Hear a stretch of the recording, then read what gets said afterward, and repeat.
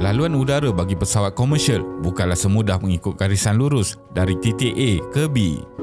Peta unjuran Mercator adalah sistem untuk menggambarkan permukaan bumi secara 2D yang dapat mewakili bentuk geografi dan lokasi dengan sangat baik. Namun ia menyebabkan keluasan tanah bertambah apabila jarak semakin menjauhi dari garisan khatulistiwa. Secara teknikal, agak sukar untuk kita semua memahaminya. Misalnya, dalam peta Mercator, Alaska lebih besar daripada Brazil. Namun kenyataannya adalah bahawa Brazil adalah 5 kali lebih besar daripada Alaska. Penerbangan antarabangsa dari timur ke barat juga tidak semudah melihat peta 2D ini, seperti menganggap Hong Kong terletak di bahagian timur New York. Bumi adalah berbentuk elipsoid dan melebar di bahagian khatulistiwa. Oleh itu, jika dilihat melalui peta ini, pesawat udara akan mengambil laluan secara melengkung menghampiri kutub supaya jarak perjalanan adalah lebih singkat berbanding melalui satu garisan lurus. Selain itu, terdapat laluan udara yang dipanggil Santa Shortcut yang digunakan oleh pesawat moden yang canggih melalui kawasan sunyi merentasi kutub utara untuk meminimalkan masa dan bahan bakar. Akan tetapi, penerbangan merentasi kutub adalah lebih rumit, berisiko dan jarang dilakukan. Di bahagian selatan pula, iaitu Antartika, penerbangan merentasi kutub selatan menggunakan pesawat komersial tidak dilakukan selain tiada peta laluan yang khusus yang boleh dirujuk oleh juruterbang di laluan tersebut. Jadi dalam video kali ini, kita akan melihat bolehkah penerbangan pesawat melalui kutub utara dan kutub selatan dilakukan. Teruskan menonton.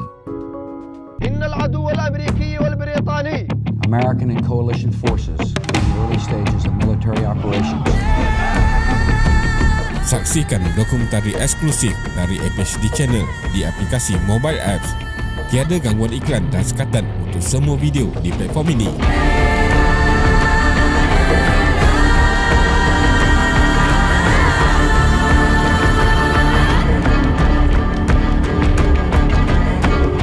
Muat turun sekarang di Apple Store dan juga di Google Play. Sejak 2000 tahun yang lalu, manusia telah menerima bahawa bumi berpusing berlawanan arah jam pada paksinya sambil mengelilingi matahari. Bahagian paling atas bumi ialah kutub utara, manakala paling bawah ialah kutub selatan. Bumi juga mempunyai dua pasang kutub berbeza, iaitu kutub geografi dan kutub magnet. Secara geografi, kutub utara dan kutub selatan adalah mewakili titik lokasi di mana paksi putaran bumi bersilang dengan permukaan bumi. Kutub utara terletak di tengah-tengah lautan Arktik, manakala kutub selatan terletak di dataran Antartika. Manusia turut berpusing semasa bumi berputar pada paksinya dan hanya titik persilangan iaitu di kutub utara dan selatan inilah seseorang individu akan tetap berdiri di tempat yang sama walaupun bumi sedang berputar. Selain itu, kawasan tanah di bahagian hemisfera utara lebih banyak mempunyai populasi manusia berbanding selatan sejak beribu tahun dahulu, menyebabkan peta bumi menunjukkan bahagian utara berada di atas dan selatan di bawah. Bumi juga mempunyai kutub magnet utara dan selatan yang dihasilkan dari proses di dalam teras bumi dan ianya hampir selari dengan kutub geografi iaitu menyerong sebanyak 11.5 darjah.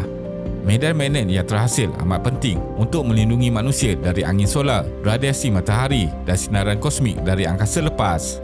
Memandangkan kuasa di teras bumi yang menyebabkan terhasilnya medan magnetik sentiasa berubah, maka lokasi terletaknya kutub magnetik utara dan selatan juga bergerak.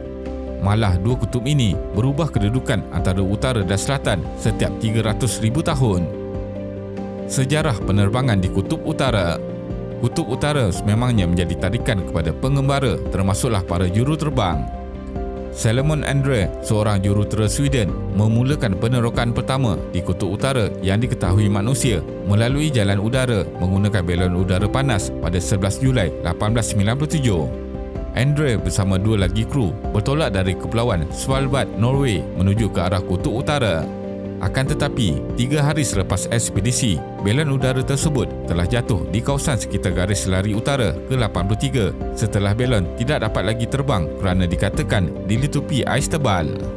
Kemudian, dua lagi pengembaraan udara merentasi kutub utara juga tidak berjaya sehinggalah pada 9 Mei 1926 apabila seorang Lieutenant Komander Tentera Laut Amerika Syarikat bernama Richard Byrd bersama pembantu juruterbang berlepas dari Svalbard, Norway merentasi kutub utara dan berjaya kembali mendarat selepas 15 jam penerbangan dengan pesawat jenis Fokker Trimoto.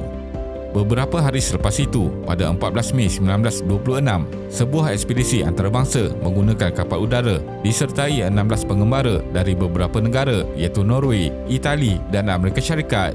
Kapal tersebut bertolak dari Svalbard dan berjaya melintasi Kutub Utara dan kemudian mendarat di Alaska. Rusia juga menyertai perlumbaan melintasi Kutub Utara melalui jalan udara ini apabila Valery Krylov pada tahun 1937 membuat penerbangan jarak jauh melintasi Kutub Utara dari Moskow dan mendarat di Washington kira-kira 8,800 km dalam tempoh 63 jam. Evolusi penerbangan melintasi Kutub Utara. Pada tahun 1952, Scandinavian Airlines membuat eksperimen menerbangkan pesawat jenis Douglas DC-6 dari Los Angeles ke Copenhagen melintasi Kutub Utara. 2 tahun kemudian, selepas menerima kebenaran daripada pihak berkuasa penerbangan Amerika Syarikat, syarikat tersebut mula membawa penumpang untuk laluan tersebut. Namun begitu, penerbangan melintasi Kutub Utara masih sangat minima. Pihak Amerika Syarikat hanya membenarkan pesawat yang mempunyai lebih 2 enjin untuk laluan merentasi Kutub Utara. Kemudian, teknologi penerbangan semakin canggih dan pada tahun 2011 juga, pihak berkuasa Amerika Syarikat melonggarkan peraturan udara mengenai berapa jauh pesawat 2 enjin boleh terbang dengan mengambil kira jarak terdekat lapangan terbang bagi pendaratan kecemasan. Terdapat 676 lapangan terbang di sekitar Arktik dan kebanyakannya terletak di Alaska. Sebelum itu, tempoh masa bagi jarak lapangan terbang terdekat ialah tidak boleh melebihi 3 jam. Kemudian, ia dipanjangkan kepada 5,5 jam. Pesawat juga perlu dilengkapi dengan kriteria tertentu selain menjalani latihan khas untuk penerbangan melalui Kutub Utara. Ia membolehkan lebih banyak pengendali penerbangan mula memilih laluan melintasi Kutub Utara. Boeing 777 dan 787 adalah antara pesawat yang selamat untuk perjalanan ini. Sebagai contoh, perjalanan dari Hong Kong ke New York dapat dikurangkan selama 2 jam jika melalui Kutub Utara. Sebelum konflik Ukraine dan Rusia, Cathay Pacific Airlines adalah antara pengendali penerbangan dengan tempoh masa penerbangan terpanjang iaitu 15 jam antara Hong Kong dan New York dengan melalui ruang udara Rusia dan melintasi Kutub Utara dengan jarak perjalanan 12,990 km. Tetapi setelah ruang udara Rusia ditutup, mereka terpaksa menukar laluan melalui Lautan Atlantik, Eropah dan Asia dengan masa perjalanan menjadi 16 hingga 17 jam dengan jarak 16,618 km. Penumpang juga menyatakan penerbangan melalui Arktik sangat menarik kerana juruterbang terpaksa turun ke paras 10,000 kaki semasa melalui Arktik untuk mengelakkan bahan bakar membeku, membolehkan penumpang melihat keadaan di bawah yang sangat jarang dilalui oleh manusia. Pesawat Emirates Airlines juga melakukan penerbangan melalui Kutub Utara dari Los Angeles ke Dubai yang memakan masa 17 jam. Antara risiko bagi penerbangan melalui kawasan ini ialah radiasi solar. Kebanyakan radiasi solar ini disekat oleh medan magnet bumi, akan tetapi di bahagian kutub, radiasi boleh masuk ke atmosfera dengan lebih banyak. Penerbangan melintasi Kutub Selatan atau Antartika. 98% Antartika ialah ais dengan musim sejuk yang panjang dan musim panas yang singkat. Antartika hanya pertama kali dilihat pada 28 Januari 1820 oleh kapal Rusia yang ketika itu sedang mengembara mengelilingi dunia. Laluan pesawat komersial melintasi Kutub Utara adalah jarang, akan tetapi tidak bagi laluan melintasi Kutub Selatan. Laluan melintasi Kutub Selatan tidak dilakukan oleh pesawat komersial, akan tetapi pelancong tidak dihalang melawat Antartika yang biasanya dilakukan pada musim panas dengan menempah pesawat khas. Kutub Selatan tidak mempunyai populasi tetap manusia, tetapi di Antartika terletaknya pusat penyelidikan milik Amerika Syarikat iaitu McMurdo Station. Penerbangan terus dari New Zealand ke Afrika Selatan merentasi Kutub Selatan secara teknikalnya tidak mustahil dan tentunya menjimatkan masa dan bahan bakar. Akan tetapi, tiada pesawat komersial yang terbang mengikut laluan merentasi Antartika atau Kutub Selatan. Bayangkan situasi pesawat yang terpaksa melakukan pendaratan kecemasan di Antartika yang sunyi, penumpang akan mati kesejukan dalam suhu ekstrim hanya beberapa saat. Bahan bakar pesawat juga akan membeku pada suhu negatif 50 darjah Celsius dan suhu yang direkodkan di Antartika ialah negatif 89 darjah Celsius sehingga serendah negatif 93 darjah Celsius. Pada 29 November 1929, pengembara Amerika Syarikat iaitu Richard Brett membuat penerbangan pertama dalam sejarah di Kutub Selatan dan kembali mendarat dengan selamat dengan mengambil masa 18 jam. Penerbangan melalui Antartika juga sangat bahaya kerana jarak pandangan yang terhad disebabkan salji dan permukaan putih daratan boleh mengelirukan juruterbang yang kurang berpengalaman.